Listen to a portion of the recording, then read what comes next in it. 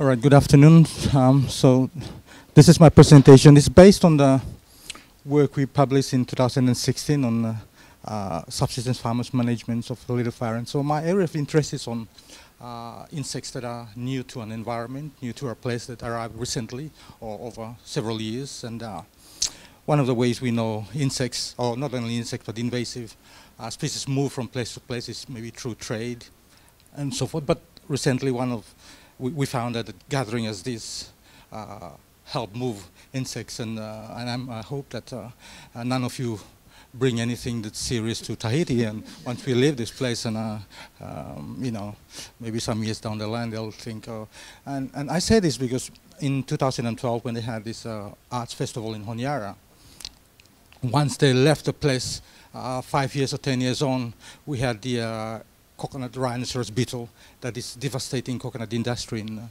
Honiara, and so it's really an issue, and I'm sure that we give warning. We have those kinds of warnings. So little fire ants. My interest is more on little fire ants. So this is Wasmania rapunzel, which is introduced to Honiara, Solomon Islands around 1960s, and since then it has been a major issue.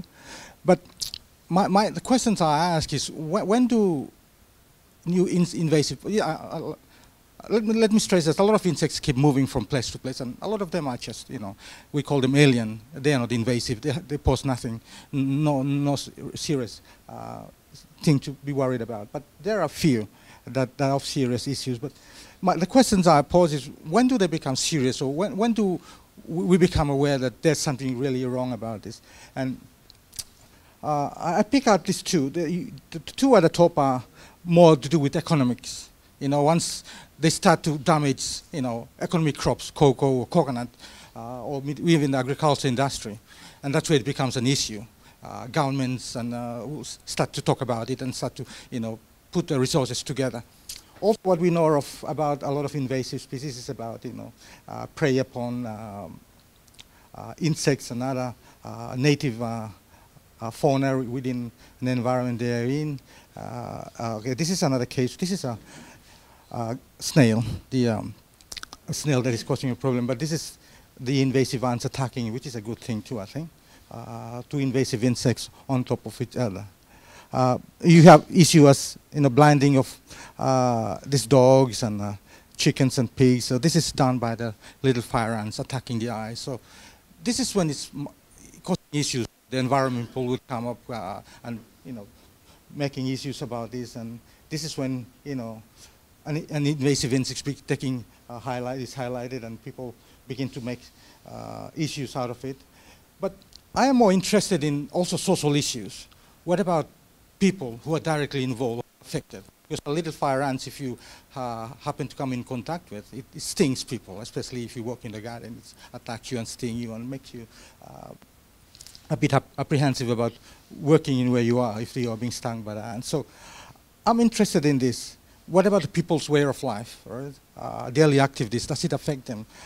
Cults and shared beliefs, does the introduction of these invasive ants to your environment affects the way you do things? And the magnitude of the impact, does it really impact on people's way of life? And if it does, how big is the effect? So that's the kind of questions I'm asking, or we are asking in this paper.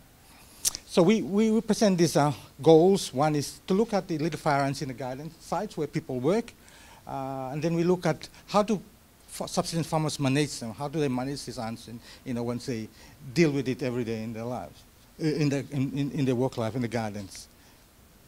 So we did a study in this island here, Makira, and this is our spot, and this is where I'm from, if you care to know, from this island. And this little spot has around just 4,000 people there, and commercial agriculture would be the commercial activities that you find around. Cocoa and coconuts are predominantly the commercial crops that they grow, and 98%, so almost everybody there involved in subsistence agriculture. So you could tell that they have some connection with the land and work in the land and so forth. So people work in the gardens, family garden areas, so you don't move around. You just work within your areas. You don't want to go dispute with other people.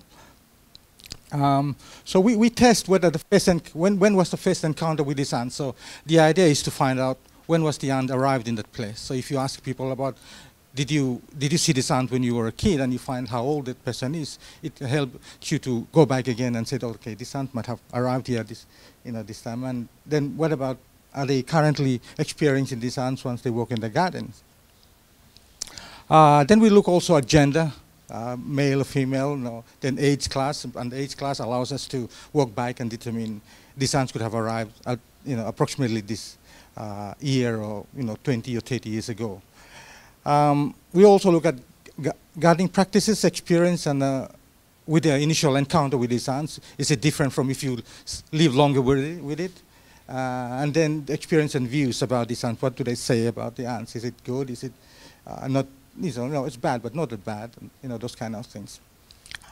Then we test the locality, because we look at people who live on the coastal area, assuming that they have longer contact with these ants, and then those in the interior, and assuming that they have lesser contact with these ants, right? So you would assume that anything that arrives would have arrived on the coastal area first before it eventually move up to the inner lands, right? So we ask the question to the sting: does it reduce the time they work in the garden, which consequently has issue for economical results? What about parents? Are they willing to take the kids to the garden knowing that they're going to be stung by the ants?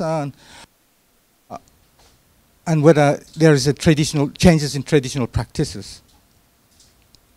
Then we interview, also carried out interviews where we just ask views and perceptions about this ant. What do they think? Effect of the sting on the work output. Does it reduce the amount of time they spend in the garden? Then effects on changes, and eventually we develop a conceptual framework to look at the long-term impact of these ants. And so what we found was, there's no difference between inland and coastal areas in the frequency of seeing these ants. So this is the, if you've seen these ants, and whether you are from inland, or on the coastal areas, there's no difference between you in seeing these ants. And people who are less than 40 years would tell you that they've seen this ant when they were kids, but anybody who's more than 40, about 50 and 60, they'll tell you that they've never seen these ants before, and which means that it could have arrived maybe less than 40 years ago. Also, there's no difference in encountering the ants when working in the garden, and whether you are male or female. This ant is not selective. It's once anybody finds on the way, it stings it. So the gender who reported encountering the ant in the garden always versus sometimes did not differ. And usually we get the response sometimes, right? So yeah, it's a garden, but they don't encounter with the ants always, right? It depends. And it depends on what you do. So we have one experience from one elderly woman we talked to is that my worst experience with the ants is when I'm clearing my area for gardening. As I cut the trees down and shrubs, particular trees that grow over me, the red ants will fall on my body and get to my skin and sting. It's very painful. This is because the red ants are abandoned on those trees.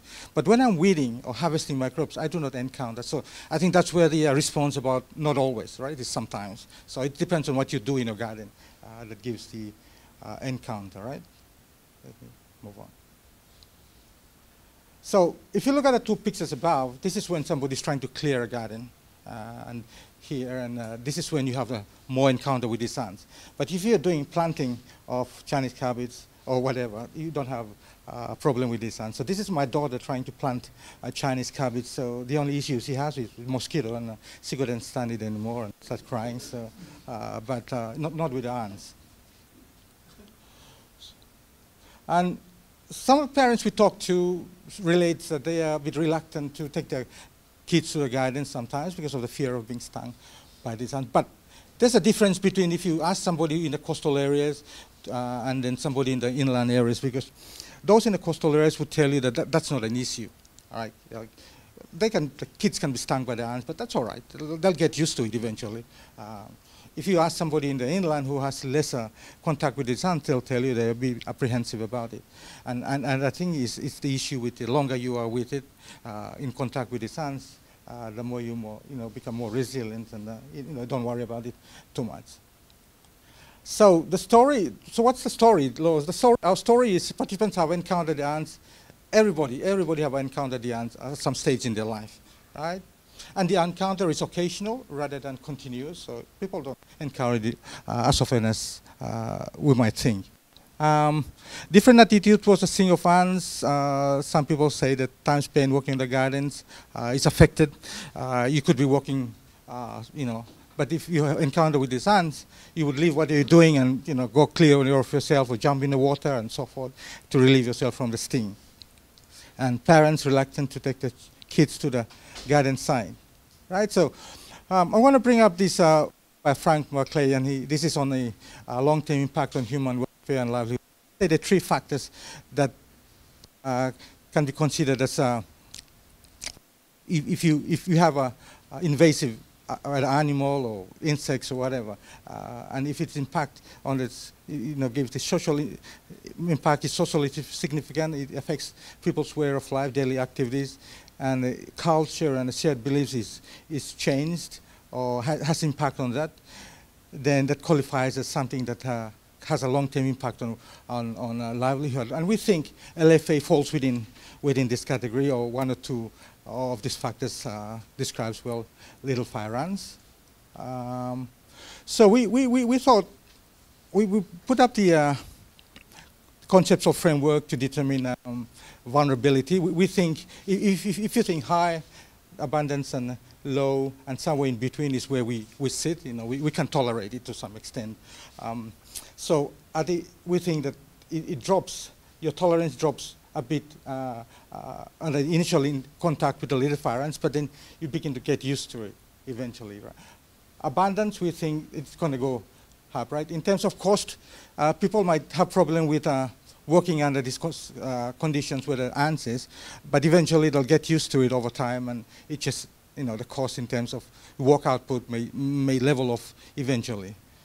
So we think that based on the number of years people tell us that they've encountered it, around 35 years would be the threshold. We think that beyond this, people begin to, get used to the working under this environment, and they'll be all right. Not saying that they won't be stung again by these ants, but they become more tolerable.